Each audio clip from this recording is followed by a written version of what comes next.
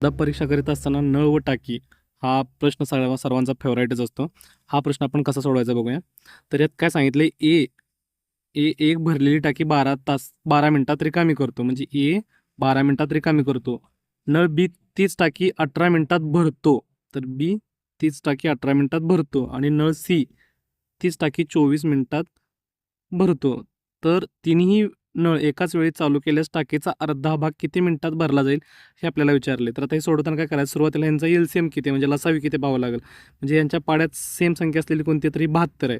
तर 12×72, 18×4 72 आणि 24×3 72. मात्र इथे लक्षात घेण्याची गोष्ट काय आहे की ए हा टाकी रिकामी करतो, म्हणजे ए हा मायनस असणार आहे आणि दोन्ही बी आणि सी हे दोन्ही नळ टाकी भरत असल्याने हे प्लस असणार आहे. म्हणजे याचा एकूण एकूण काय होईल, 4+3 7 - 6 = 1. आणि काय सांगितलं, टाकीचा अर्धा भाग, अर्धा म्हणजे ही टाकी 72 म्हणजे हा फुल आहे.